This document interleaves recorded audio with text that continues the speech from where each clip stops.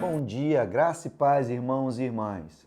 Estamos falando sobre imoralidade, como vencer o pecado, como vencer a tentação, como vencer a imoralidade. Isso é fundamental para que você cumpra o seu destino. É fundamental para que você tenha mais de Deus em você e menos de você mesmo. E isso é imprescindível para quem quer agradar a Deus. Isso é imprescindível para quem quer viver uma vida abundante. É imprescindível para quem quer ser cheio do Espírito Santo, quem quer ser um bom líder, quem quer ser um bom discípulo e quem quer, de fato e de verdade, viver o melhor de Deus aqui nessa terra. Porque quem não consegue vencer a tentação se torna escravo do pecado. Olha o que o apóstolo Paulo diz aqui, no final do verso de número 15 ainda. Ele diz: ao invés disso, eu faço aquilo que odeio, eu quero fazer o que é certo, mas eu não consigo fazer, mas eu faço aquilo que eu odeio.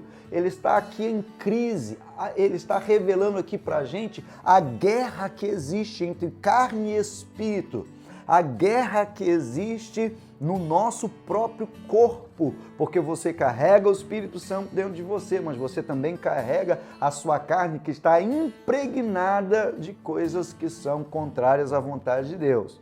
Por isso ele diz no verso 16, se eu sei o que é errado, mas se eu sei que o que faço é errado, isso mostra que concordo que a lei é boa. Portanto, não sou eu quem faz o que é errado, mas o pecado que habita em mim. Ele termina dizendo assim, e eu sei que em mim, isto é, em minha natureza humana, não há nada de bom, pois quero fazer o que é certo, mas não consigo fazer. Ele está nos revelando um dos grandes problemas da humanidade, que é a sua natureza humana. Porque quando o diabo, quando Satanás, quando o nosso adversário foi precipitado para a terra, ele veio com um objetivo, de nos arrastar para o inferno, de fazer com que nós também sejamos transgressores. Ele veio para confundir a nossa mente acerca do que é certo e que é errado. A gente não consegue discernir hoje, de forma correta, aquilo que é certo e que é errado. A gente chama o que é errado de bom e o que é bom de errado. A nossa natureza humana, a nossa psique, a nossa alma foi comprometida por causa do pecado. E aí o que acontece?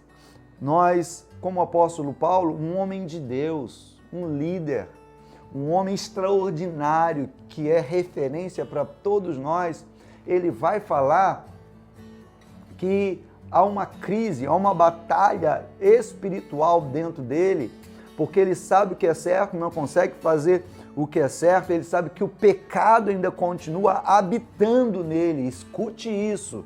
Ele está dizendo aqui, o pecado que habita em mim, verso de número 17, vou repetir, o pecado que habita em mim, mas ele é homem de Deus, mas ele diz o pecado que habita em mim, ele é homem de Deus, mas ele diz, em minha natureza não há nada de bom. Então, não confie na sua carne, não confie no seu próprio, não se estribe no seu próprio entendimento.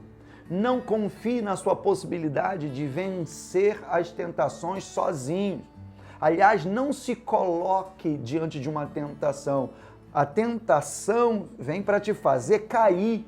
E a forma, às vezes, de você vencer a tentação é fugindo dela.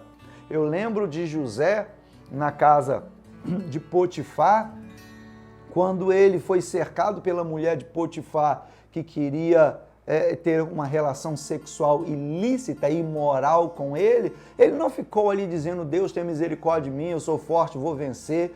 Ele saiu correndo, mesmo meio sem roupa, mas ele fugiu do pecado, porque ele sabia da sua natureza humana. Talvez Um dos maiores valores do homem de Deus e da mulher de Deus é saber reconhecer o poder que tem a sua natureza. É saber quais são as suas fragilidades. É saber quais são as suas tentações, é reconhecer se você, diante dos seus olhos, tem algo que te faz pecar, se diante dos seus ouvidos tem algo que te faz pecar, se tem algo povoando a sua mente que te faz pecar. Arranque o seu olho, arranque o seu braço, arranque aquilo que te faz pecar. Com o pecado a gente tem que lidar de forma extrema, arrancar, aniquilar da nossa vida, sair correndo, porque a nossa natureza humana é o nosso maior inimigo.